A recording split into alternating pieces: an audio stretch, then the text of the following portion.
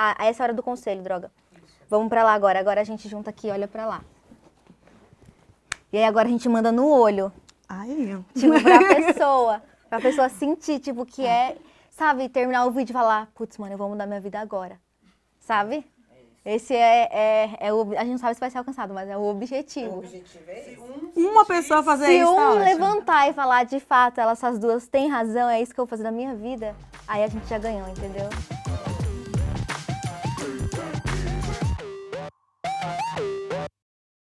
Olá, meu nome é Nathalie Nery, esse é meu canal Afros e Afins e hoje eu tô aqui com uma convidada muito especial, Maga Moura. Hoje a gente vai falar sobre um assunto muito interessante, nós vamos conversar sobre mulher negra e o mercado de trabalho, né?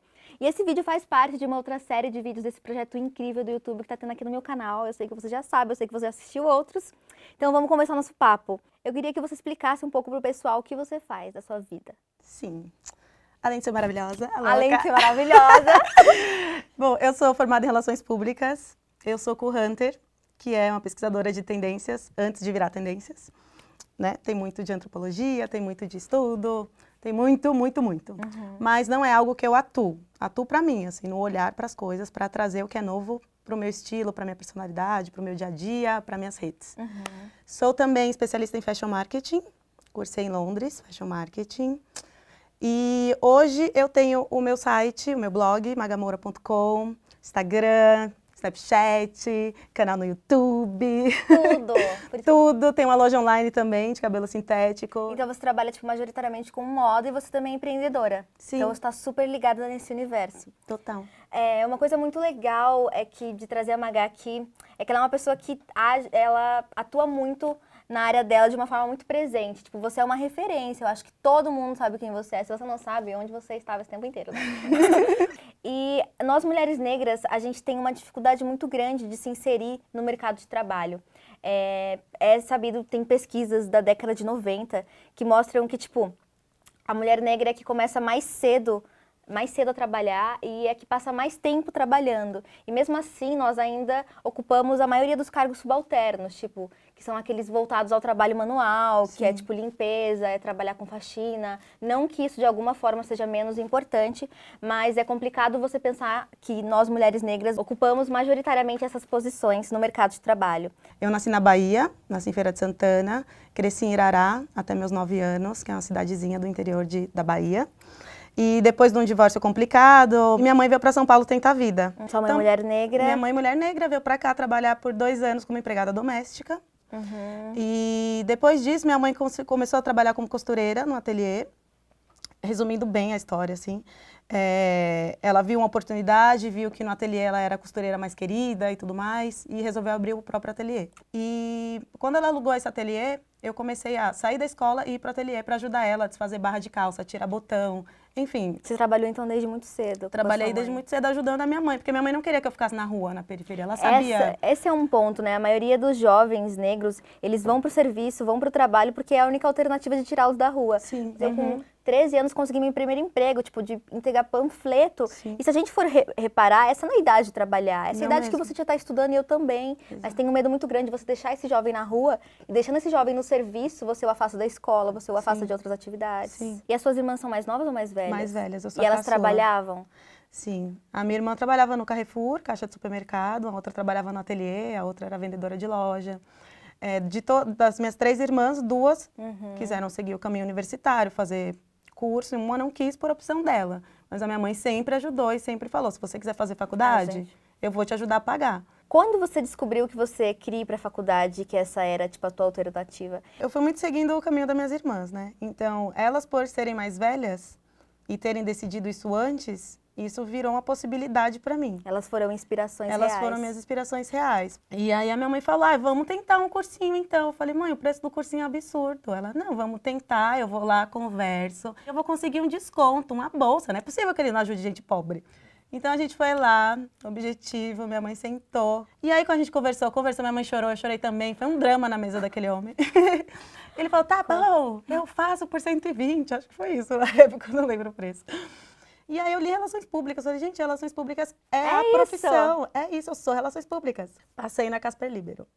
O que eu não acreditava também, né? Meu Deus, eu passei na Casper Libero. E aí você se formou lá? E aí me formei lá. E aí comecei a fazer estágios, né? E os estágios não eram muito bem remunerados, e era aquela época do estágio que você trabalhava 8 horas por dia, não tinha férias, não tinha benefício, enfim, tinha um salário mínimo. E que eu usava para pagar a faculdade. E tirava R$ 100 para minha diversão. E a gente sabe que essa é uma dificuldade, quando a gente fala sobre alunos pobres, alunos que estão em vulnerabilidade socioeconômica, isso existe. Mas quando a gente vai olhar qual que é a porcentagem desses alunos que estão em vulnerabilidade socioeconômica nas universidades, nas faculdades no Brasil, é uma maioria negra, entendeu? E aí a gente vê que a gente tem uma dupla, tripla carga na nossa formação.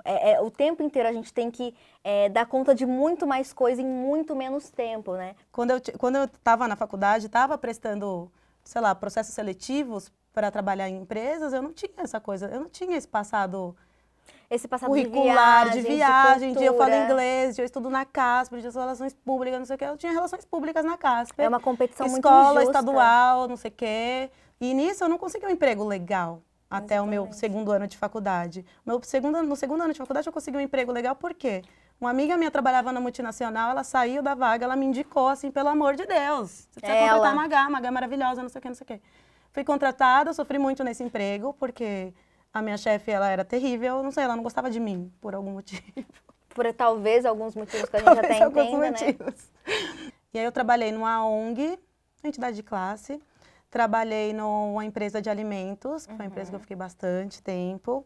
Depois eu saí, fui fazer o curso fora, voltei e comecei a trabalhar numa empresa de moda masculina. E aí hoje em dia você faz? E hoje em dia eu trabalho comigo. Ai, que ótimo. Hoje em dia você é a sua chefe. Hoje eu sou minha chefe. Eu fiz uma pesquisa esses tempos para um trabalho da universidade, e é assustador que na década de 94, acho que nos anos 90, na década de 90, teve uma evasão muito grande de estudantes mulheres dos ensinos médios, elas não se formaram. E aí a gente fez um cruzamento de dados e a gente entendeu que nesse período a taxa de natalidade também tinha aumentado muito. Então essas mulheres saíram dos ensinos médios, não terminaram a sua formação porque elas engravidaram. Sim. Essa é uma realidade. Para a mulher negra, essa é uma dupla realidade, porque geralmente ela sai do ensino médio por conta da gravidez e tem que criar esse filho sozinha, porque são mães solteiras. Isso é estatística, gente. A gente não está falando que, pobres de nós, mulheres negras, que não voltamos depois com força para continuar a universidade. Tanto é que, durante a década de 90, a gente também teve uma explosão muito grande do ensino técnico, né? Não era mais cobrado que as pessoas fossem para a universidade, não se tornou uma meta, né? O governo começou a investir muito nesse ensino, que era rápido. Sim.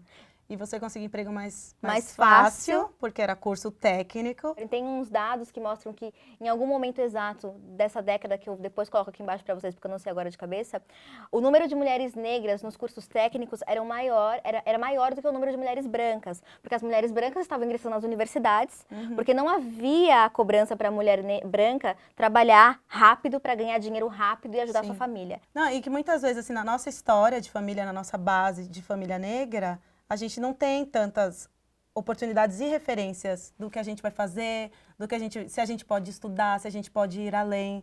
A gente fica sempre preso no básico de não roubar, não ser preso. E quando você não engravida, quando você não rouba, já é o suficiente. Terminou o ensino médio, você já é uma vitória, você já não é mais estatística para os seus pais. Sim. Então não é incentivado que você vá muito além disso, Sim. porque você já conseguiu, você já conquistou algo que a maioria de nós não conquista. Exato. Agora você precisa do emprego e ficar nesse emprego. Exatamente. Pronto. Essa é a hora do conselho, droga. Vamos para lá agora. Agora a gente junta aqui e olha para lá.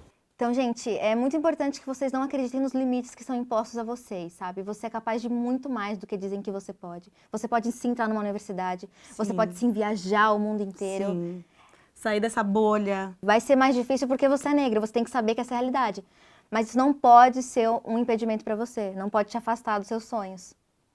Sim. É isso, vá atrás dos seus sonhos. Vai, gente!